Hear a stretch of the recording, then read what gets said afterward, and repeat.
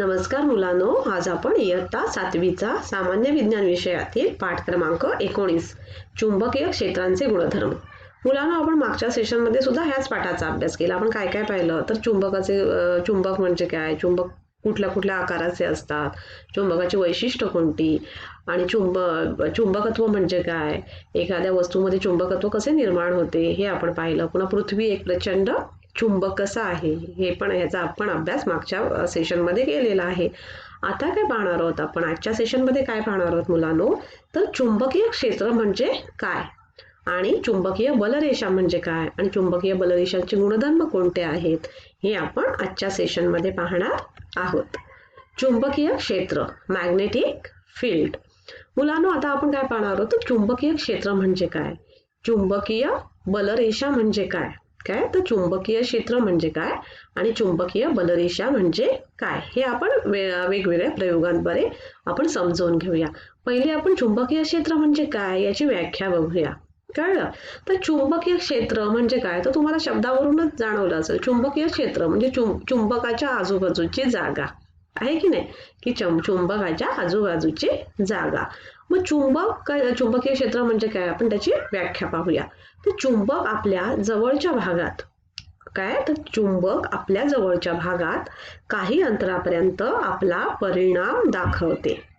चुंबकाभोवतीच्या ज्या भागात वस्तूवर चुंबकीय बल कार्य करते त्या भागास चुंबकीय क्षेत्र असे म्हणतात.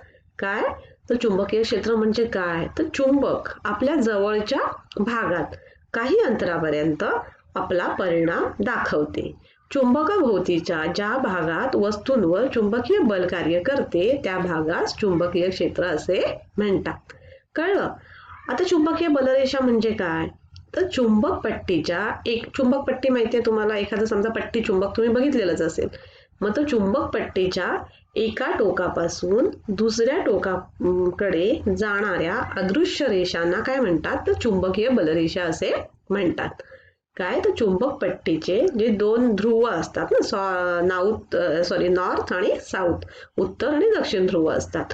चुंबक पट्टी, आपण पट्टी चुंबक पाहिलेलं आहे की नाही, आपण मागच्या भागामध्ये सुद्धा आपण अनेक प्रयोग पाहिले पट्टी चुंबकाचे. मग चुंबक पट्टीच्या एका टोकापासून दुसऱ्या टोकाकडे जाणाऱ्या अदृश्य रेषांना काय म्हणतात तर चुंबकीय बलरेषा असे म्हणतात. चुंबकाभोवतीचे चुंबकीय क्षेत्र बलरेषाने दाखवता येते. काय तर चुंबकाभोवतीचे चुंबकीय क्षेत्र कशाने दाखवता येते तर बलरेषांनी दाखवता येते. मग कळलं तुम्हाला चुंबकीय क्षेत्र म्हणजे काय. तर हे चुंबकीय क्षेत्र कसे निर्माण होते हे आपण एका प्रयोगाद्वारे पाहूया. कळलं? आणि आपण बलरेषा हे पण आपण बलरेषा म्हणजे काय ते तुम्हाला एका प्रयोगाच्या आधारे मी सांगते. आपण एक प्रयोग करूया. आता पहिला आपण कुठला प्रयोग करणार आहोत तर चुंबकीय क्षेत्र कसे निर्माण होते हे पाहण्यासाठी आपण एक प्रयोग करूया. तर मुलांनो, चुंबकीय क्षेत्र कसं तयार होतं हे पाहण्यासाठी आपण आता प्रयोग करणार आहोत. मग त्याच्यासाठी आपल्याला काय लागणार आहे साहित्य, तर हे बघा इथे दाखवलेलं आहे. हे पट्टी चुंबक आहे की नाही, एक पट्टी चुंबक लागणार आहे आणि टाचण्या लागणार आहे. जास्त काही साहित्य लागणार नाही आहे. एक पट्टी चुंबक व काही टाचण्या घ्या. आता आणि चुंबक व टाचण्या एकमेकांना चिकटणार नाहीत अशा अंतरावर ठेवायचं, म्हणजे हे चुंबक थोडं लांब ठेवायचं आणि टाचण्या ह्या पण टाचण्या आणि याच्यामध्ये अंतर असलं पाहिजे. कळलं? काय तर एकमेकांना चिकटणार नाहीत अशा अंतरावर ठेवायचं. कळलं? आता चुंबक हळूहळू कुठे न्यायचं तर टाचण्यांच्या जवळ घेऊन जायचं. पहिलं काय करायचं, टाचण्या आणि चुंबक घ्यायचं पण टाचण्या दूर ठेवायच्या, चुंबकाच्या म्हणजे जवळ न्यायच्या नाहीत, त्या दूर ठेवायच्या. आता काय करायचं तर चुंबक हळूहळू टाचण्यांजवळ घेऊन जा तुम्ही. कळलं? घेऊन जायचं आपल्याला. तर मग काय होतं, निरीक्षण केलं तर आता आपण जर तुम्ही चुंबक कधीतरी घरी पण बघितलं असेल ना, तर त्याला काय एखादं समजा लोखंडाची वस्तू असेल आणि आपण जर चुंबक नेलं तर ती लोखंडाची वस्तू चुंबकाकडे आकर्षित होते. म्हणजे आता चुंबक आपण हळूहळू टाचण्यांच्या जवळ घेऊन गेलो तर काय होईल सांगा बरं, तर टाचण्या चुंबकाला काय होते चिकटतील. आहे ना, टाचण्या चुंबकाला चिकटतील. म्हणजे टाचण्या चुंबकाकडे आकर्षित होताना तुम्ही निरीक्षण करा. म्हणजे काय होतं, निरीक्षण केल्यानंतर तुम्हाला काय म्हणजे दिसून आलं तर टाचण्या त्या पट्टी चुंबकाकडे आकर्षित झाल्या, म्हणजे काय झालं त्या चिकटल्या. कळलं? टाचण्यांपासून दूर होता ना तरी पण तो चुंबक इतका काही जवळ नव्हता, पण तरी पण त्या टाचण्या त्या चुंबकाकडे काय झालं तर चिकटल्या. म्हणजे चुंबक काय करतो तर चुंबक टाचण्यांपासून दूर असताना सुद्धा तो त्या टाचण्या स्वतःकडे खेचून घेतो. कळलं? म्हणजेच तो काही अंतरावर सुद्धा परिणामकारक असतो. म्हणजेच ह्यालाच म्हणतात चुंबकीय क्षेत्र. कळलं तुम्ही? म्हणजे ह्या टाचण्या दूर होत्या की नाही, बघा इथे दूर दाखवलेल्या आहेत आणि चुंबक इथे आहे. तरी मग हा चुंबक ह्या टाचण्यांना काय करतो, आकर्षून घेतो, खेचून घेतो. काय करतो, खेचून घेतो. म्हणजे ह्या चुंबकाचा परिणाम हा काही अंतरावर सुद्धा चुंबक हा परिणामकारक असतो. कळलं? काही अंतरावर सुद्धा चुंबक हा परिणामकारक असतो. म्हणजेच ह्या भागाला काय म्हणतात तर चुंबकीय क्षेत्र असे म्हणतात. कळलं तुम्हाला? हे चुंबक आपल्या जवळच्या भागामध्ये काही अंतरावर सुद्धा काय असतो तर तो परिणामकारक असतो. कळलं? आता आता आपल्याला बलरेषा म्हणजे काय हे पाहूयात आपण. काय तर बलरेषा म्हणजे काय हे पाहूयात. आता ह्याच्यासाठी सुद्धा आपल्याला काय मुलांनो एक छोटासा प्रयोग करायचा आहे. मग त्या प्रयोगासाठी आपल्याला काय लागणार आहे तर आपल्याला एक पुठ्ठा लागणार आहे मुलांनो. काय तर एक पुठ्ठा लागणार आहे आणि एक पट्टी चुंबक लागणार आहे. कळलं? आता एक छोटा पुठ्ठा घ्या, कृती करायची आपण. काय तर एक छोटा पुठ्ठा घ्यायचा आहे. पुठ्ठाच्या मधोमध एक पट्टी चुंबक, हे बघा आकृतीत दाखवले, स्क्रीनवर पहा तुम्ही. मी पॉइंटर दाखवलेला आहे.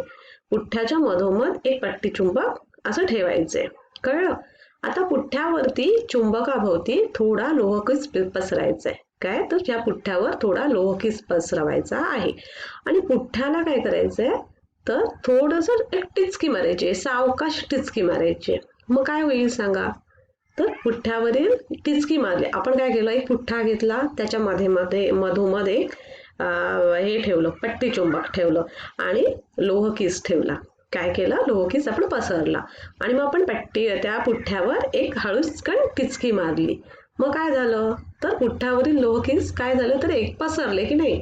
ते जे लोहकीस काय झाले तर ते लोहकीस पसरले आणि लोखंडाचा किस कुठे गेला, पट्टी चुंबकांच्या टोकांकडे, दोन्ही टोकांकडे जास्त प्रमाणात आकर्षित झालेले दिसून आलेत. कळलं? काय झालं, जेव्हा आपण टिचकी मारली तेव्हा ते लोहकीस कुठे गेले तर ह्या पट्टी चुंबकाच्या दोन्ही ध्रुवांकडे जाऊन चिकटले. दोन्ही ध्रुवांना म्हणजे नॉर्थ जो उत्तर ध्रुव आणि साऊथ हा दक्षिण ध्रुव, ह्या दोन्ही ध्रुवांकडे जाऊन चिकटले. कळलं?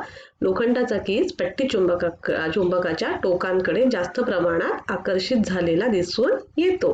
यावरून चुंबकाची चुंबकीय शक्ती ही टोकांकडे म्हणजे ध्रुवांकडे एकत्रित झालेली असते.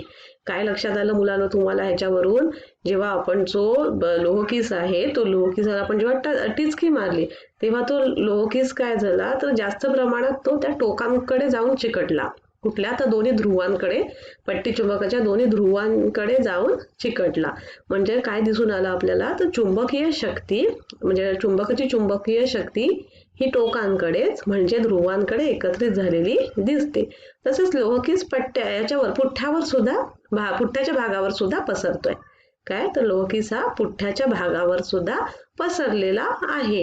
म्हणजे इथे पण चुंबकाचं क्षेत्र आहे की नाही, चुंबकाचा परिणाम आजूबाजूला सुद्धा असतो मुलांनो ना. हेच यालाच काय म्हणतात तर चुंबकीय क्षेत्र म्हणतात.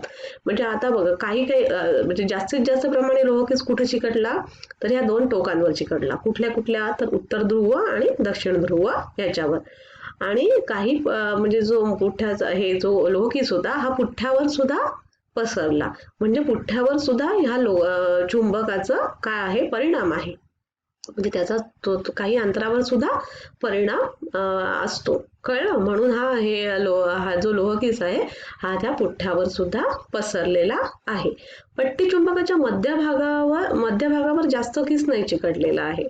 मध्यभागापेक्षा दोन्ही टोकांकडे लोहकीस हा जास्त आकर्षित झालेला दिसतो. कळलं? मधल्या भागापेक्षा लोहकीस कुठे आकर्षित झालेला दिसतोय तर ह्या दोन्ही टोकांकडे आकर्षित झालेला दिसतो. कळलं तुम्हाला? तर मुलांनो ब्रिटिश संशोधक मायकेल फॅरेट याने चुंबक पट्टीच्या एका टोकापासून दुसऱ्या टोकापर्यंत जाणाऱ्या रेषांना चुंबकीय बलरेषा म्हटले. मी मगाशी तुम्हाला चुंबकीय बलरेषांची डेफिनेशन वाचून दाखवली की नाही? काय होती तर चुंबक पट्टीच्या, हे बघा ही चुंबक पट्टी दाखवली इथे चित्रामध्ये पहा. ही चुंबक पट्टी दाखवलेली आहे. तिच्या एका टोकापासून दुसऱ्या टोकापर्यंत जाणाऱ्या अदृश्य रेषांना काय म्हणतात तर चुंबकीय बलरेषा असे त्याने म्हटलेलं आहे. कोणी तर मायकेल फॅरेडे यांनी काय म्हटलेलं आहे तर चुंबक पट्टीच्या एका टोकापासून दुसऱ्या टोकापर्यंत ह्या ज्या दिसतात ना ह्यांनाच काय म्हणतात बलरेषा म्हणतात. काय म्हणतात बलरेषा म्हणतात.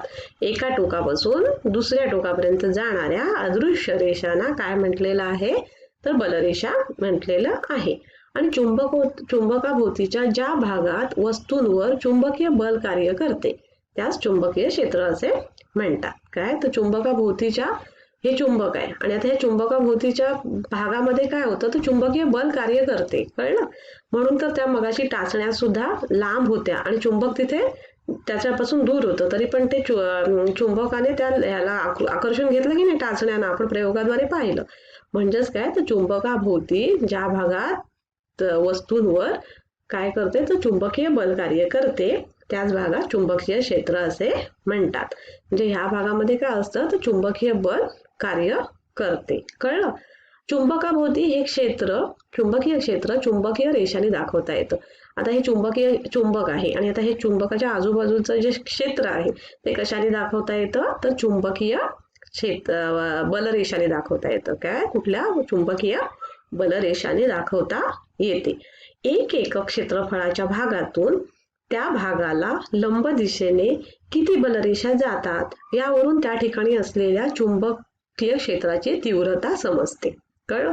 चुंबकीय क्षेत्राची तीव्रता जास्त आहे का कमी आहे हे कशावरून ओळखतात तर ह्या बलरेषा किती आहेत याच्यावरून ओळखतात. कळलं? म्हणजे काय? एक एकक क्षेत्रफळाच्या भागातून त्या भागाला लंब दिशेने किती बलरेषा जातात त्यावरून त्या ठिकाणी असलेल्या चुंबकीय क्षेत्राची तीव्रता समजते. कळलं मग तुम्हाला?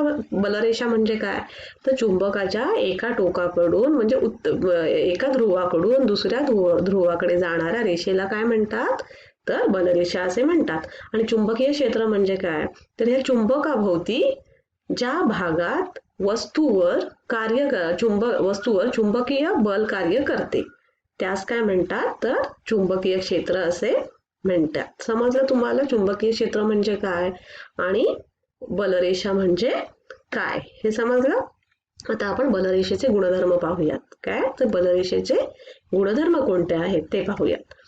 तर मायकेल फॅरेडेनी अशी कल्पना केली. मायकेल फॅरेडेनी काय कल्पना केली की या चुंबकाच्या म्हणजे दोन्ही टोकामधून जाणाऱ्या ज्या रेषा आहेत त्यांना काय म्हणतात तर बलरेषा म्हणतात. ही चुंबकाच्या एका ध्रुवाकडून दुसऱ्या ध्रुवाकडे जाणाऱ्या अदृश्य अशा बलरेषा असाव्यात अशी त्यांनी काय केली कल्पना केली.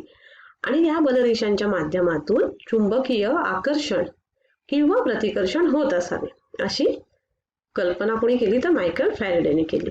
फॅरेडेची जर कल्पना आपण ही जर मान्य केली काय तर फॅरेडेची कल्पना ही जर मान्य केली तर वरील प्रमाणे चुंबकीय क्षेत्राची तीव्रता ही बलरेषांवरून काढता येते.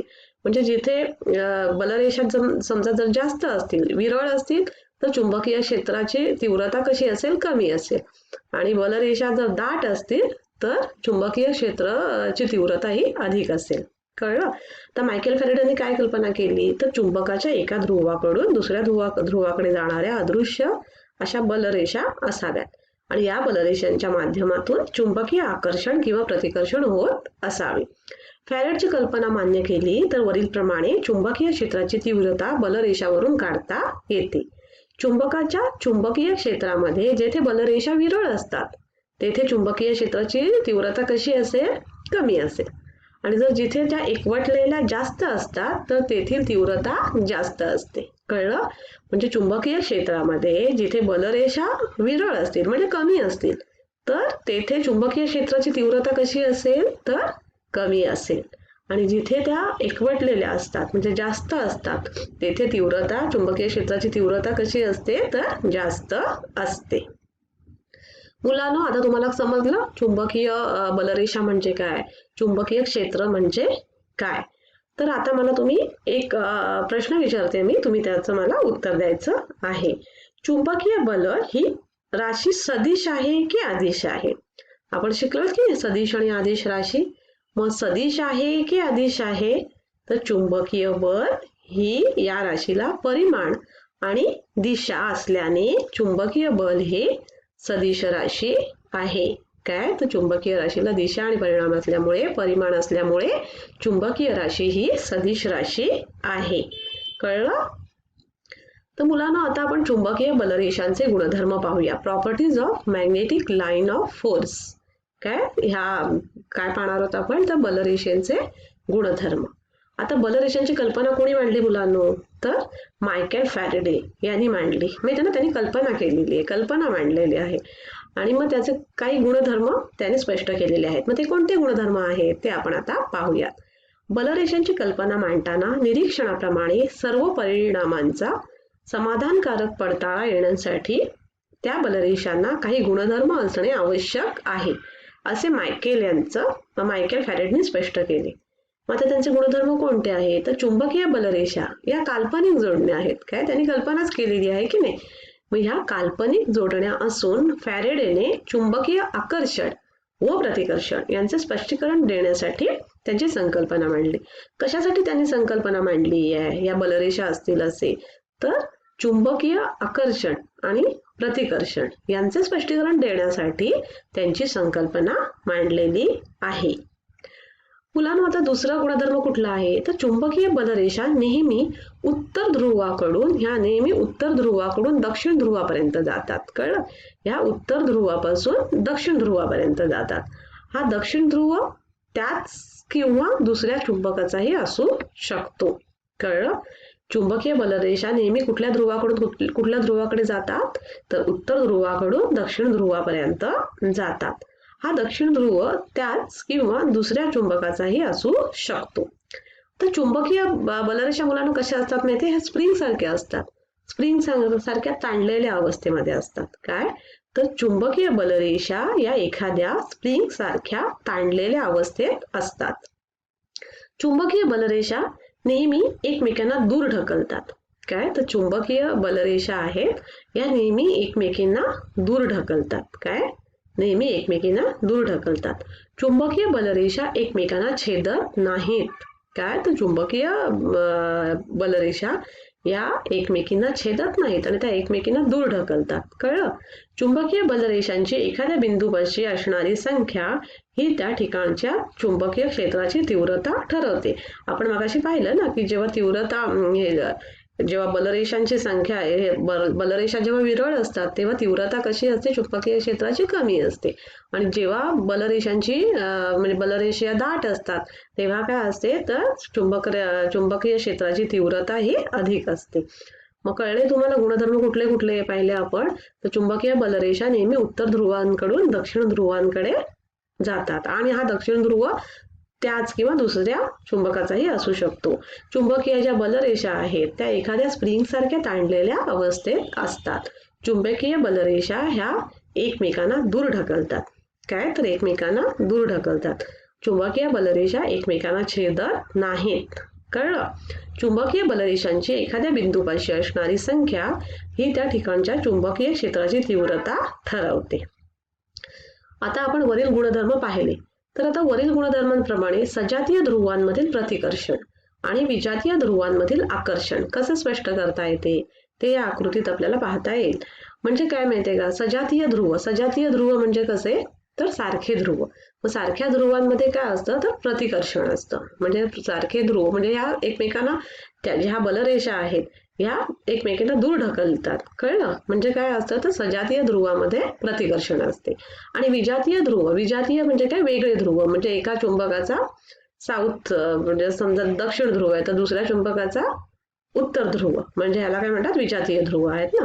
मग आणि विजातीय ध्रुवामधील आकर्षण कसं स्पष्ट करता येते ते आपण ह्या आकृतीमध्ये पाहूया.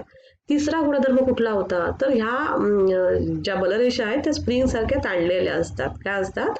तर ह्या स्प्रिंग सारख्या ताणलेल्या असल्याने काय होतं? तर दोन्ही विरुद्ध ध्रुवांना त्या खेचून धरतात.